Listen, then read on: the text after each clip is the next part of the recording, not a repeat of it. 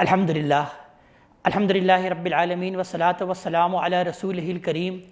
اما بعد فاعوذ باللہ من الشیطان الرجیم بسم اللہ الرحمن الرحیم الف لام میم اللہ لا الہ الا هو الحی القیوم صدق اللہ العظیم رب اشرح لی صدری ویسر لی امری واحلل عقدۃ من لسانی یفقہوا قولی۔ آج کی اس نشست میں ہم سورہ آل عمران کے مضامین کا جائزہ لیں گے۔ سورہ آل عمران سورہ بقرہ جو کہ اس کی سابقہ صورت ہے اس کا جوڑا ہے۔ قرآن حکیم کی اکثر صورتیں جوڑوں کی شکل میں نازل ہوئی ہیں، یعنی پیر کی صورت میں یا قوام کی صورت میں نازل ہوئیں، یعنی دو صورتیں مل کر کسی ایک مضمون کو کمپلیٹ کرتی ہیں۔ ہوتا یہ ہے کہ ان دونوں صورتوں کا موضوع ایک ہی ہوتا ہے، لیکن ایک صورت میں اس موضوع کے کسی ایک پہلو کو اجاگر کیا جاتا ہے تو دوسری صورت میں اس موضوع کے دوسرے پہلو کو اجاگر کیا جاتا ہے۔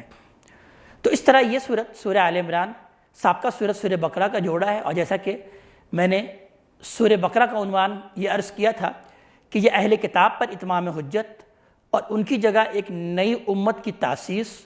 اور ان کے لیے تزکیہ اور تطہیر کے احکامات اور ان کے فرائض منصبی کا بیان، یہ سورہ بقرہ کا موضوع تھا۔ تو یہی موضوع یقیناً پھر سورہ آل عمران کا بھی ہے، لیکن اب فرق صرف اتنا یہ ہے کہ سورہ بقرہ میں اہل کتاب کے ایک گروہ یہودی یہ مخاطب تھے، تو اس سورہ آل عمران میں اہل کتاب کے دوسرے گروہ نصرانی یہ اصل مخاطب ہیں۔ تو یہ جو ہوتا ہے جوڑا ہونے کا فائدہ، ایک گروہ سے خطاب ایک صورت میں آ گئی پہلے صورت میں، تو دوسرے گروہ سے خطاب جو ہے وہ دوسری صورت میں اس سے خطاب کی تکمیل کی گئی اور ان پر اتمام حجت کیا گیا۔ تو لہذا سورہ بقرہ کی طرح ہم اس میں بھی دیکھتے ہیں کہ اس کے بھی واضح طور پر دو حصے ہیں۔ یہ صورت 200 آیات پر مشتمل ہے، اس کا پہلا حصہ 101 آیات پر مشتمل ہے، اور جس کے اندر غالب خطاب وہی سابقہ امت مسلمہ بنی اسرائیل سے ہے اور بنی اسرائیل کے دوسرے گروہ یعنی نصرانی سے ہے۔ اور پھر جیسا کہ ہم نے دیکھا تھا کہ اس کے بعد سورہ بقرہ میں خطاب براہ راست مسلمانوں سے ہوتا ہے، یا ایھا الذین آمنوا کے صیغے سے، تو اس میں بھی آیت نمبر 2 سے براہ راست خطاب مسلمانوں سے ہوتا ہے کہ یا ایھا الذین آمنوا اتقوا اللہ حق تقاتہ ولا تموتن الا وانتم مسلمون۔ اب یہ پہلا حصہ ہے جو کہ 101 آیات پر مشتمل ہے، تو سورہ بقرہ کی جس طرح سے ہم نے پہلے حصے کی 3 حصوں میں تقسیم کیا تھا، تو اس کے بھی اسی طریقے سے 3 حصے ہیں۔ پہلی ابتدائی 32 آیات تمہیدی نوعیت کے ہیں، پھر 31 آیات میں براہ راست خطاب نصرانیوں سے ہے، اور پھر 38 آیات تحویلی نوعیت کے ہیں۔ لہذا ابتدائی 32 آیات جو کہ تمہیدی نوعیت کے ہیں اس کا آغاز بھی اسی حروف مقطعات سے ہوتا ہے، الف لام میم، جس کا کہ آغاز سورہ بقرہ میں بھی ہوا۔ اور سورہ بقرہ میں بھی جیسے ابتداءً قرآن حکیم کا ایک عظیم تعارف ہمارے سامنے آیا تھا کہ ذالک الکتاب لا ریب فیہ، تو اس کے اندر بھی ہم یہ دیکھتے ہیں قرآن حکیم ہی کا ایک جامع تعارف بڑے خوبصورت انداز سے آیا کہ یہ وہ کتاب ہے کہ جو کہ اللہ تعالیٰ ہی نے نازل کی، اور اللہ تعالیٰ نے اس سے پہلے تورات اور انجیل کو بھی نازل کر چکا ہے، یہ تمام انسانیت کے لیے ہدایت کے لیے نازل کیا، اور یہ وہ کتاب ہے جو کہ در حقیقت الفرقان ہے، یعنی حق اور باطل میں فرق کرنے والی ہے۔ اس میں کتاب کے تعارف کے ضمن میں ایک اہم پہلو کو نمایاں کیا گیا کہ قرآن حکیم کی بعض آیات جو ہیں وہ تو آیات محکمات ہیں، اور بعض آیات جو ہیں وہ متشابہات ہیں۔ جو محکم آیات ہیں وہ اصل کتاب ہن ام الکتاب، اصل کتاب وہی ہے، اور لوگوں کی غور و فکر کا مرکز و محور یہی حصہ ہونا چاہیے۔ البتہ کچھ آیات متشابہات ہیں، یعنی تشبیہ کے اسلوب میں بیان کی گئی ہیں۔ اس کی ضرورت اس لیے پیش آئی کہ اللہ تبارک تعالیٰ کو ایک اور عالم کا بھی انٹروڈکشن کرانا تھا، یعنی ایک تو یہ عالم ہے دنیا جس میں ہم رہتے ہیں، اور ایک اور عالم ہے جو کہ آنے والا ہے یعنی آخرت، جس کے اندر ہم جائیں گے۔ تو وہ جو عالم ہے اس کی اصل حقیقت کو ہم اس دنیا میں نہیں سمجھ سکتے، تو اللہ تبارک و تعالیٰ نے اس عالم کا جو تعارف کرایا ہے وہ کچھ تشبیہ کے اسلوب میں کرایا، یعنی وہاں کی چیزوں کو ہم اس دنیا میں سمجھ چکے نہیں سکتے، تو انہی دنیا کی چیزوں سے تشبیہ دے کر اس عالم کا اللہ تعالیٰ نے تعارف کرایا، تو لہٰذا وہ آیات پھر متشابہات کہلاتی ہیں۔ لیکن اللہ تعالیٰ نے بیان کیا کہ وہ لوگ جن کے دلوں میں ٹیڑھ ہوتا ہے وہ بس اسی مشابہ آیات کے پیچھے پڑ جاتے ہیں، اس کو جاننے کی کوشش کرتے ہیں، حالانکہ اس کی حقیقت کوئی نہیں جانتا۔ اس کی حقیقت تو وہیں جا کر کھلے گی۔ اللہ تعالیٰ نے اسی دنیا کے چیزوں کے ذریعے سے اس کا تعارف کرایا ہے کہ وہاں پر وہ جنت ہوں گے، یعنی باغات ہوں گی، وہاں پر نہریں ہوں گی، اس لیے کہ دنیا میں جو چیزیں ہمارے لیے مرغوب ہیں اسی کا تذکرہ کر دیا، لیکن اس کی حقیقت در حقیقت ہم اس دنیا میں نہیں سمجھ سکتے، آخرت میں جانیں گے۔ لیکن وہ لوگ کہ جن کے دلوں میں ٹیڑھ ہوتا ہے وہ اسی چیزوں کے پیچھے پڑ جاتے ہیں، اس کا تذکرہ اللہ تعالیٰ نے کیا۔ اور پھر ان حقیقت کو بیان کرتے ہوئے اللہ تعالیٰ نے اس بات کو بیان کیا کہ تمہارے لیے جو ہم نے دین پسند کیا ہے وہ اسلامی ہے، کہ ان الدین عند اللہ الاسلام، اللہ تعالیٰ کے نزدیک جو دین ہے وہ در حقیقت اسلام ہے۔ اور پھر آگے چل کر نبی کریم صلی اللہ علیہ وسلم کو ایک انتہائی خوبصورت دعا سکھائی گئی کہ آپ یہ دعا کیا کریں کہ قل اللہم مالک الملک تؤتی الملک من تشاء وتنزع الملک ممن تشاء وتعز من تشاء وتذل من تشاء بیدک الخیر، کہ اے رب ہمارے تو ہی ہے تمام بادشاہوں کا بادشاہ، تو جس سے چاہتا ہے عزت دیتا ہے، تو جس سے چاہتا ہے عزت چھین لیتا ہے، تو جس کو چاہتا ہے بادشاہت عطا کرتا ہے، تو جس سے چاہتا ہے بادشاہت چھین لیتا ہے، تو ہی رات کو دن میں داخل کرتا ہے، دن کو رات میں داخل کرتا ہے، تیری قدرت ہے اور تو رزق دیتا ہے، بے حساب رزق دیتا ہے۔ اللہ تعالیٰ نے پھر اس کا تذکرہ کیا، اور پھر اس طرح سے یہ تمہید آیت نمبر 31 اور 32 میں ایک انتہائی اہم موضوع پر ختم ہوتی ہے کہ اے محمد صلی اللہ علیہ وآلہ وسلم آپ ان کو کہہ دیجئے کہ قل ان کنتم تحبون اللہ فاتبعونی، کہ اگر تم اللہ تعالیٰ سے محبت کرتے ہو تو میری اتباع کرو، یحببکم اللہ ویغفر لکم ذنوبکم، اللہ تعالیٰ تم سے محبت کرے گا اور تمہارے تمام گناہوں کو معاف بھی کر دے گا، وہ تو ہے یہ گناہوں کو معاف کرنے والا۔ یعنی 31 میں نبی کریم صلی اللہ علیہ وسلم سے ہماری تعلق کو ایک بنیاد یعنی اتباع کا تذکرہ کیا، اور آیت نمبر 32 میں اس بات کو بیان کیا کہ اطاعت تو تم کو نبی کریم صلی اللہ علیہ وسلم کی کرنی ہی پڑے گی، کہ قل اطیعوا اللہ والرسول، اطاعت کرو اللہ تعالیٰ کی اور اس کے رسول کی، اور دیکھو اگر تم اطاعت بھی نہیں کرو گے تو پھر ایسے کافروں کو اللہ تعالیٰ پسند نہیں کرتا۔ یعنی نبی کریم صلی اللہ علیہ وسلم سے ہمارے تعلق کی یہ دو بڑی عظیم بنیاد ہے، ایک تو یہ کہ اطاعت جو کہ ہمارے لیے لازم ہے، جو آپ نے حکم دیا وہ تو ہمیں کرنا ہی کرنا ہے، لیکن اگر ہم ان کی اتباع بھی کریں، یعنی دین کے معاملے میں انہوں نے جو چیز ہمیں بتائی ہے اس کو اسی طریقے سے سر انجام دیں جس طریقے سے نبی کریم صلی اللہ علیہ وسلم سر انجام دیتے تھے، تو در حقیقت یہ اتباع کہلاتا ہے۔ جس طرح سے آپ عبادت کرتے تھے ویسے ہی ہم بھی عبادت کریں، جس طرح سے آپ کے معاملات تھے ویسے ہی ہم بھی معاملات کریں، یعنی وہ چیزیں جو کہ دین کی حیثیت رکھتی ہیں، جو کہ دین ہے، اس معاملے میں ہم نبی کریم صلی اللہ علیہ وسلم کی کاپی کریں، تو اس کو ہم کہتے ہیں اتباع۔ اور جو شخص بھی اتباع کرے گا نبی کریم صلی اللہ علیہ وآلہ وسلم کی تو پھر وہ اللہ تعالیٰ کو محبوب ہو جائے گا۔ تو اس عظیم حقیقت کو بیان کرنے کے بعد یہ تمہید آیت نمبر 32 پر ختم ہوئی، اور پھر آیت نمبر 33 سے اب خطاب اصلاً نصرانیوں سے ہے، عیسائیوں سے ہے، ان کو بیان کیا جا رہا ہے حضرت عیسیٰ علیہ السلام کی پیدائش، بلکہ اس سے پہلے حضرت عیسیٰ کی والدہ حضرت مریم سلام علیہا کی پیدائش، پھر حضرت یحییٰ علیہ السلام کی پیدائش، جو کہ جلیل القدر یہ دو نبی جو کہ نصرانی جن کو کہ مانتے بھی ہیں، جن پر ایمان لے کر آتے ہیں، ان کی حقیقت کو بیان کیا اللہ تعالیٰ نے۔ لیکن اس کی تمہید انتہائی خوبصورت انداز سے اٹھائی کہ تذکرہ کیا آدم علیہ السلام اور نوح علیہ السلام کا، کہ ان اللہ اصطفیٰ آدم و نوح وآل ابراہیم وآل عمران علی العالمین، کہ اللہ تعالیٰ نے چن لیا آدم علیہ السلام کو، نوح کو، ابراہیم علیہ السلام کی اولاد کو، اور عمران کی اولاد کو، تمام جہان والوں پر۔ یہ عمران حضرت مریم سلام علیہا کے والد تھے۔ اللہ تعالیٰ نے ان کا تذکرہ کیا ان کی اہلیہ کا۔ جب حضرت مریم سلام علیہا بطن میں تھی تو ان کی والدہ نے یہ نظر مانی کہ جو بھی یہ بچہ ہوگا میں اس کو ہیکل سلیمانی کی نظر کروں گی، لیکن ہوا یہ کہ بیٹا کے بجائے بیٹی ہوئی۔ عام طور پر ہیکل سلیمانی کی خدمت کے لیے لڑکے نظر کیے جاتے تھے، تو ان کو حیرت ہوئی کہ اب یہ جو ہم نے لڑکی جنی ہے اس کو میں کس طرح سے نظر کر سکتی ہوں، لیکن اللہ تعالیٰ نے بیان فرمایا کہ تمہیں نہیں معلوم کہ اس لڑکی کی کیا حیثیت ہے اور کیا حقیقت ہے، وَلَيْسَ الذَّكَرُ كَالْأُنثىٰ، نہیں ہے کوئی مذکر اس مؤنث کے مانند۔ اور پھر انہوں نے پھر اس بات کو بیان کیا کہ بہرحال میں اس کا نام مریم رکھتی ہوں، اور شیطان رجیم سے جو ہے وہ اس کی پناہ کی دعا کی اللہ تعالیٰ کے حضور، اور وہ ہیکل سلیمانی کی خدمت کے لیے وقف کر دی گئیں، اور حضرت زکریا علیہ السلام کی کفالت میں آئیں۔ حضرت زکریا علیہ السلام جب بھی ان کے حجرے میں داخل ہوتے تھے، جو کہ اس وقت کے نبی تھے، تو وہ یہ دیکھتے تھے کہ حضرت مریم علیہ السلام بڑی علم و حکمت کی باتیں کر رہی ہیں۔ پوچھتے کہ یہ تم ایسی علم و حکمت کی باتیں کیسے بیان کر رہی ہو؟ تو حضرت مریم سلام علیہا کہتی ہے، یہ سب اللہ تعالیٰ نے مجھے سکھائی ہے، یہ سب اللہ تعالیٰ ہی کی طرف سے ہے۔ تو اسی وقت حضرت زکریا علیہ السلام نے اپنے لیے دعا کی کہ اللہ تعالیٰ جب ایک لڑکی کو ایسی علم اور حکمت کی باتیں سکھا سکتا ہے اور اتنی عنایت کر سکتا ہے، تو اللہ تعالیٰ مجھ پر بھی یہ عنایت کر سکتا ہے کہ مجھے اللہ تعالیٰ ایک اولاد سے نوازے۔ اس لیے کہ وہ بوڑھے ہو چکے تھے اور ان کی بیوی بھی بانجھ تھی، ان کے ہاں کوئی اولاد نہیں ہوئی۔ تو دین اینڈ دیر حضرت زکریا علیہ السلام نے اسی وقت دعا کی اللہ تعالیٰ سے، اور پھر ان کی دعا کی قبولیت کا تذکرہ کیا گیا کہ جب وہ ایک بار نماز کے لیے کھڑے ہوئے تھے اپنے حجرے میں، تو فرشتوں نے آ کر جو ہے اس بات کی بشارت دی کہ اللہ تعالیٰ تم کو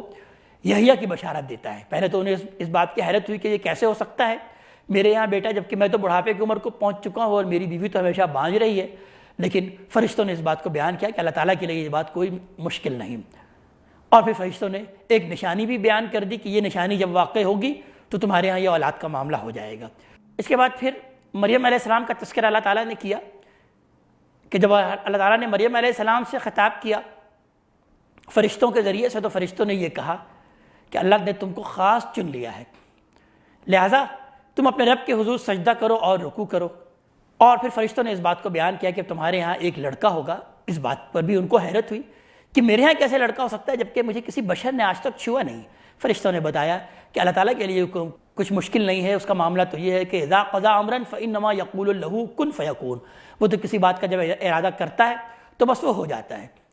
اس طرح سے حضرت عیسیٰ علیہ السلام کی پیدائش کا تذکرہ اللہ تبارک تعالیٰ نے کرتے ہوئے بیان کیا کہ اللہ تعالیٰ نے پھر ان کو کتاب اور حکمت کی تعلیم دی، یعنی تورات اور انجیل کی تعلیم دی، اور وہ بنی اسرائیل کی طرف رسول بنا کر بھیجے گئے۔ انہوں نے اپنی رسالت کی دعوت دی بنی اسرائیل کو، اور بیان کیا کہ اللہ تعالیٰ نے مجھے یہ معجزات دیے ہیں کہ میں مٹی سے ایک پرندہ بناتا ہوں، اس میں پھونک مارتا ہوں تو پھر وہ جیتا جاگتا ایک پرندہ ہو جاتا ہے، میں مادرزاد اندھے کو اس کی آنکھوں میں ہاتھ پھیرتا ہوں تو اس کی آنکھیں ٹھیک ہو جاتی ہیں، میں مردوں کو زندہ کر لیتا ہوں، اور میں یہ بھی بتا سکتا ہوں کہ تم اس وقت کیا کھا کر آئے ہو اور تم نے کیا گھر میں چھوڑا ہے۔ یہ معجزات اللہ تبارک تعالیٰ نے ان کو دیا، اور پھر اس طریقے سے عیسیٰ علیہ السلام نے ان معجزات کے ذریعے سے بنی اسرائیل کو دعوت دی۔ لیکن عیسیٰ علیہ السلام نے بہت جلد محسوس کر لیا کہ بنی اسرائیل ان پر ایمان لانے والے نہیں ہیں، انہوں نے کفر کا احساس کر لیا،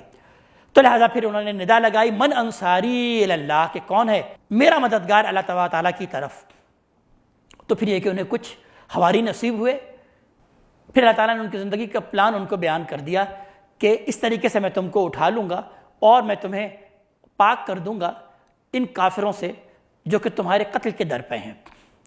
اور اس طرح سے پھر اللہ تعالیٰ نے ان کو دعوت دی اور بیان کیا کہ دیکھو عیسیٰ علیہ السلام کی جو پیدائش ہے وہ ایسے جیسے کہ آدم کی ہوئی تھی، یعنی آدم کو بھی ہم نے مٹی سے پیدا کیا، خلقہ من تراب ثم قال له کن فیکون، اور ہم نے کہا کہ ہو جا، بس ہو گیا۔ تو جب ہم آدم کو بن باپ سے پیدا کر سکتے ہیں اور بن ماں سے بھی پیدا کر سکتے ہیں، نہ تو ان کے کوئی والد تھے آدم کے، نہ تو ان کو کوئی والدہ تھی، تو اگر ہم نے آج اپنے ایک بندے کو بن باپ کے پیدا کیا تو یہ تمہارے لیے کیوں حیرت کا باعث ہے؟ یہ اللہ تبارک تعالیٰ ہی کی طرف سے یہ معجزہ ہے۔ تو اس طریقے سے اللہ تبارک تعالیٰ نے ان کو دعوت دی، اور اس کے بعد پھر آیت مباہلہ نازل ہوتی ہے کہ اللہ تعالیٰ نے یہ کہا کہ تم اب ان کو مباہلہ کی دعوت دے دو کہ یہ آ جائیں اور پھر دعا کریں، تم بھی آ جاؤ اور ان کو بھی بلا لو، تم اپنے بیٹوں کو بھی بلا لو اور ان کی عورتوں کو بھی بلا لو، خود بھی آ جاؤ، تم سب مل کر یہ دعوت کرو کہ جو بھی جھوٹا ہے اس پر جو ہے وہ اللہ تعالیٰ کی لعنت ہوگی۔ یہ اللہ تعالیٰ نے پھر عیسائیوں کو دعوت دی، لیکن عیسائی پادریوں میں سے کوئی بھی اس دعوت کو اس نے قبول نہیں کیا اور وہ اس مباہلے کے لیے تیار نہیں ہوا۔ ظاہر سی بات ہے یہ مباہلہ صرف وہی لوگ کر سکتے ہیں جن کو اللہ تبارک تعالیٰ نبوت سے سرفراز فرماتے ہیں،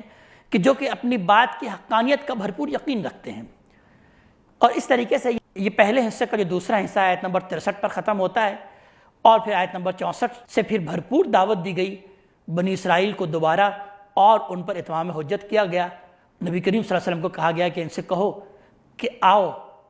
ان مشترک باتوں پر جو ہمارے اور تمہارے درمیان مشترک ہے اس سے بات کی ابتدا کرتے ہیں۔ اور پھر بنی اسرائیل کی مختلف ریشہ دوانیوں کا تذکرہ کرتے ہوئے اللہ تعالیٰ نے اس بات کو بھی بیان کیا کہ دیکھو نیکی کی حقیقت کو تم پہنچ نہیں سکتے، یعنی نیکی کے بارے میں جیسا کہ ایک جامع ترین آیت آئی تھی سورہ بقرہ میں، تو یہاں پر بھی بیان کیا کہ نیکی کی ایک دوسرے پہلو کو اللہ تعالیٰ نے یہاں بیان کیا کہ لن تنالوا البر حتی تنفقوا مما تحبون، کہ تم نیکی کو ہرگز نہیں پہنچ سکتے کہ جب تک کہ تم اللہ تعالیٰ کی راہ میں وہ چیز خرچ نہ کرو جو کہ تمہیں محبوب ہے، یعنی اللہ تعالیٰ کی راہ میں انفاق کرو اور اس چیز کا انفاق کرو جو کہ جس کو کہ تم محبوب رکھتے ہو، تب تم واقعی نیکی کی حقیقت کو پہنچ سکتے ہو۔ بنی اسرائیل کی شریعت، اور انہوں نے شریعت میں جو ہیر پھیر کر رکھی تھی، اپنی طرف سے حلال اور حرام بنا لیا تھا، اس کا تذکرہ کرنے کے بعد یہ گفتگو پھر ختم ہوتی ہے آیت نمبر 101 پر، اور پھر آیت نمبر 102 سے پھر براہ راست خطاب مسلمانوں سے ہوتا ہے کہ یا ایھا الذین آمنوا اتقوا اللہ حق تقاتہ ولا تموتن الا وانتم مسلمون، اے وہ لوگوں جو ایمان لائے اللہ تعالیٰ ہی کا تقوی اختیار کرو جیسا کہ اس کا تقوی اختیار کرنے کا حق ہے، اور دیکھو تم ہرگز نہ مرنا مگر یہ کہ حالت فرما برداری میں مرنا، اسلام کے حالت میں ہی مرنا۔ یہاں پر اللہ تعالیٰ نے مسلمانوں کو ایک سہ نکاتی لاہ عمل دیا کہ سب سے پہلے اپنے آپ کو تیار کرو انفرادی طور پر اور اللہ کا تقوی اختیار کرو، اور پھر بیان کیا کہ اس قرآن حکیم کے ذریعے سے تم آپس میں جڑ جاؤ اور بنیان مرصوص بن جاؤ۔ وَاعْتَصِمُوا بِحَبْلِ اللَّهِ جَمِيعًا وَلَا تَفَرَّقُوا، یہ جو اللہ تعالیٰ کی رسی تمہیں دی گئی ہے یعنی یہ قرآن حکیم، اس کو تم مضبوطی سے تھامے رکھو اور اس کو جڑ جاؤ، اسی کے ذریعے سے تم جو آپس میں دشمن تھے اللہ تعالیٰ نے تم کو بھائی بھائی بنا دیا، دوست بنا دیا، اور پھر مسلمانوں کے فرض منصبی کو بیان کیا کہ اس طرح سے جب تم آپس میں جڑ جاؤ گے تو تمہارا کام کیا ہے کہ وَلْتَكُمْ مِنْكُمْ أُمَّةٌ يَدْعُونَ إِلَى الْخَيْرِ وَيَأْمُرُونَ بِالْمَعْرُوفِ وَيَنْهَوْنَ عَنِ الْمُنْكَرِ، کہ تم میں سے تو ایک جماعت پھر اب ایسی ہونی چاہیے کہ جو کہ لوگوں کو خیر کی طرف بلائے، امر بالمعروف کرے اور نہی عن المنکر کرے۔ تو جان لو کہ یہی وہ جماعت ہے کہ جو کہ فلاح پانے والی ہے۔ یعنی جو لوگ اپنے اندر ایک جماعت ایسی بنا لیتے ہیں جو کہ لوگوں کو خیر کی دعوت دیتی ہے، امر بالمعروف اور نہی عن المنکر کرتی ہے، تو در حقیقت یہی وہ لوگ ہیں کہ جو کہ فلاح پاتے ہیں۔ اس کے بعد پھر اللہ تعالیٰ نے ان کے فرض منصبی کو ایک اور انداز سے بیان کیا آیت نمبر 110 میں کہ کنتم خیر امت اخرجت للناس، کہ تم بہترین امت ہو، لوگوں کے لیے نکالے گئے ہو۔ تم کیا کرتے ہو؟ تأمرون بالمعروف وتنہون عن المنکر، تم لوگوں کو نیکی کا حکم دیتے ہو اور برائی سے روکتے ہو، وتؤمنون باللہ، اللہ تبارک تعالیٰ پر ہی ایمان رکھتے ہو۔ اور اگر کاش یہی کام اہل کتاب بھی کر لیں تو یہی ان کے لیے بہت بہتر ہوتا، لیکن انہوں نے اس کام کو اختیار نہیں کیا۔ ساتھ ساتھ اہل کتاب کی کچھ خوبیوں کو بھی اللہ تعالیٰ نے تسلیم کیا کہ اہل کتاب میں سب ایسے نہیں ہیں، لیسوا سوا، سارے اہل کتاب ایسے نہیں ہیں، سب اس طرح سے نہیں ہیں، ان میں ہے کچھ ایسے لوگ کہ جو کہ حق پر قائم ہیں، اللہ تعالیٰ کی آیات کی تلاوت کرتے ہیں، اللہ پر بھی ایمان رکھتے ہیں اور آخرت پر بھی ایمان رکھتے ہیں، امر بالمعروف بھی کرتے ہیں اور نہی عن المنکر بھی کرتے ہیں، اور نیکی میں ایک دوسرے سے بڑھ جانے کی کوشش کرتے ہیں۔ اس طرح سے اہل کتاب کو دعوت دیتے ہوئے، ان پر اتمام حجت کرتے ہوئے اللہ تعالیٰ نے پھر آیت نمبر 121 سے ایک طویل تبصرہ غزوہ احد پر کیا۔ یہ آیت نمبر 121 سے یہ تبصرہ شروع ہوتا ہے اور آیت نمبر 180 پر جا کر ختم ہوتا ہے۔ غزوہ احد جو کہ شوال 3 ہجری میں وقوع پذیر ہوئی تھی، اس میں مسلمانوں کو عارضی طور پر شکست ہو گئی تھی۔ اللہ تعالیٰ نے اس شکست کے اسباب کو بھی بیان کیا، اور اللہ تعالیٰ نے اس بات کی بھی تنبیہ کی کہ آئندہ اس طرح کی غلطی اگر تم کرو گے تو اللہ تعالیٰ کی مدد تمہارے شامل حال نہیں ہوگی، اور لیکن اس بات کو بیان کر دیا تم ہر حال میں غالب آؤ گے اگر تم رسول پر ایمان لاؤ گے، وَأَنْتُمُ الْأَعْلَوْنَ إِن كُنتُم مُؤْمِنِينَ، اگر تم واقعی مومن ہو، رسول پر ایمان لانے والے ہو، تو رسولوں کے بارے میں تو اللہ تعالیٰ نے لکھ دیا ہے کہ ان کو تو ہر حال میں غلبہ عطا کریں گے۔ پھر مسلمانوں کی کچھ غلطیاں بیان کی کہ تمہارے اندر ابھی بھی کچھ لوگ ایسے ہیں کہ جو کہ سود کھا رہے ہیں، لہذا بڑھتا چڑھتا سود دیکھو مت کھاؤ، اللہ تعالیٰ ہی کی اطاعت کرو، اس کے رسول کی اطاعت کرو، اور نیکی میں ایک دوسرے سے آگے بڑھ جانے کی کوشش کرو۔ مختلف اللہ تعالیٰ نے مسلمانوں کو اس بات کا حکم دیتے ہوئے اس کا تذکرہ کیا کہ اگر آج تمہیں کچھ چوٹ لگ گئی ہے تو اس سے پہلے بھی لوگوں کو چوٹ لگی تھی، یعنی جو تمہارے مخالف لوگ ہیں، جو کفار ہیں، ان کو تم نے بھرپور شکست دے دی تھی بدر میں۔ تو یہ تو تلک ایام نداولھا، یہ تو ایام ہے جو کہ بدلتے رہتے ہیں لوگوں کے درمیان، اور اصل بات یہ ہے کہ تمہیں ہمیں آزمانا بھی مطلوب ہے، یعنی تمہارا امتحان بھی لینا مطلوب ہے۔ لہذا بیان کیا گیا کیا تم نے یوں سمجھ رکھا ہے کہ تم یوں جنت میں داخل ہو جاؤ گے، جیسے کہ سورہ بقرہ میں بھی کہا گیا تھا کہ ام حسبتم ان تدخلوا الجنہ، تو یہاں پر بھی اس بات کو بیان کیا کہ ام حسبتم ان تدخلوا الجنہ ولما یعلم اللہ الذین جاہدوا منکم ویعلم الصابرین، کیا تم نے یوں ہی سمجھ رکھا ہے کہ تم جنت میں یوں ہی داخل ہو جاؤ گے، جبکہ اللہ تعالیٰ نے تبھی کھول کر نہیں رکھا کہ تم میں جہاد کرنے والے کون ہیں اور تم میں واقعی صبر کرنے والے کون ہیں۔ غزوہ احد میں یہ بات بھی پھیل گئی تھی، مشہور ہو گئی تھی کہ نبی کریم صلی اللہ علیہ وسلم کو شہید کر دیا گیا، تو اس کا بھی تذکرہ اللہ تعالیٰ نے کیا کہ محمد صلی اللہ علیہ وسلم اگر نہ بھی رہے تم میں تو بھی یہ ہے کہ تمہیں یہ کام تو بہرحال تمہیں کرنا ہے۔ محمد نہیں ہے مگر ایک رسول ہے، اور ایسے ہی ایک رسول ہے جیسے کہ اس سے پہلے رسول گزر چکے ہیں، تو کیا اگر ان کو موت واقع ہو جائے یا وہ اللہ تعالیٰ کی راہ میں شہادت کو پا جائے تو تم اپنے ایڑیوں کے بل پھر جاؤ گے؟ تو جو کوئی بھی ایسا کرے کہ وہ اللہ تعالیٰ کا کچھ بگاڑ نہ سکے گا۔ اس کے بعد پھر اسی دوران اللہ تعالیٰ نے مسلمانوں کو وہ اپنا احسان یاد دلایا کہ دیکھو ابراہیم علیہ السلام کی دعا کے نتیجے میں جو محمد صلی اللہ علیہ وسلم تم پر مبعوث ہوئے ہیں یہ اللہ تعالیٰ کا احسان ہے. لقد من اللہ علی المؤمنین، اللہ تعالیٰ نے اہل ایمان پر احسان کیا. اذ بعث فیہم رسولا من انفسہم یتلو علیہم آیاتی ویزکیہم ویعلمہم الکتاب والحکمہ، جبکہ اس نے بھیجا ایک رسول انہی میں سے، اور وہ رسول کیا کرتا ہے؟ ہماری آیات ان کے سامنے تلاوت کرتا ہے، اللہ تعالیٰ کی آیات ان کے سامنے تلاوت کرتا ہے، ان کا تزکیہ کرتا ہے، اور اس تزکیے کے لیے انہیں کتاب اور حکمت کی تعلیم دیتا ہے. یہ رسول کے فرائض منصبی ہیں جو کہ اللہ تعالیٰ نے اسی آیات کے دوران اس بات کو بیان کیا. اور اس طرح سے پھر یہ گفتگو غزوہ احد کے تبصرے پر ختم ہوتی ہے آیت نمبر 180 پر، اور پھر اس کا اختتام جو کہ بڑا پرشکوہ ہے اور بڑی خوبصورت آیات سے پھر اس صورت کا اختتام ہوتا ہے آیت نمبر 190 سے، کہ جس میں اللہ تعالیٰ نے اس بات کو بیان کیا کہ دیکھو جو شعوری ایمان ہے وہ کیسے حاصل ہوتا ہے، وہ غور و فکر سے حاصل ہوتا ہے. یعنی تمہیں وہ جو ایمان کی دعوت دی جا رہی ہے کہ تم اللہ تعالیٰ پر ایمان لاؤ، تو وہ لوگ جو کہ شعوری طور پر اللہ تعالیٰ پر ایمان لے کر آتے ہیں وہ در حقیقت آسمان اور زمین اور دن اور رات کے الٹ پھیر پر جب یہ غور کرتے ہیں تو اللہ پر ایمان لے کر آتے ہیں. تو ان فی خلق السماوات والارض واختلاف اللیل والنہار لآیات لأولی الالباب، کے آسمان اور زمین کی تخلیق میں اور رات اور دن کو الٹ پھیر میں نشانیاں ہیں اہل ایمان کے لیے جو کہ اللہ تعالیٰ کو یاد رکھتے ہیں، کھڑے بھی، بیٹھے بھی اور لیٹے بھی، ہر حال میں اللہ تعالیٰ کو یاد رکھتے ہیں. اور پھر جس طرح سے سورہ بقرہ کا اختتام بھی بڑی عظیم دعا پر ہوا تھا، تو اس کے بھی اختتام پر بڑی خوبصورت دعا آتی ہے کہ ربنا اننا سمعنا منادیا ینادی للایمان ان آمنوا بربکم فآمنا ربنا فاغفر لنا ذنوبنا وکفر عنا سیئاتنا وتوفنا مع الابرار، کہ اے رب ہمارے، ہم نے سنا ایک پکارنے والے کی پکار کو کہ جب وہ ایمان کی ندا لگا رہا تھا تو ہم ایمان لے آئے. اے رب ہمارے گناہوں کو بخش دے اور ہم سے تمام خطاؤں کو ہم سے دور کر دے اور ہمیں نیکوکار میں اٹھا. اللہ تعالیٰ نے پھر فوراً اس بات کا جواب دیا کہ پھر ان کی دعاؤں کو ہم کیسے قبول نہیں کریں گے. فوراً ہم نے ان کی دعاؤں کو قبول کیا، اور ہم تو کسی بھی عمل کرنے والے کے عمل کو ضائع نہیں کرتے، خواہ وہ مرد ہو یا خواہ وہ عورت. اور یہ وہ لوگ ہیں کہ جو کہ ہجرت کی، جنہوں نے جو کہ اپنے گھروں سے نکالے گئے اور اللہ تعالیٰ کے راستے میں قتل ہوئے بھی اور انہوں نے قتال کیا بھی، تو لازماً ہم ان کے تمام گناہوں کو معاف کریں گے اور لازماً ہمیں جنت الفردوس میں داخل کریں گے. اور پھر انتہائی اہم آیات اور ایک انتہائی اہم تنبیہ پر یہ سورت مبارکہ اپنے اختتام کو پہنچتی ہے کہ یا ایھا الذین آمنوا اصبروا وصابروا ورابطوا واتقوا اللہ لعلکم تفلحون.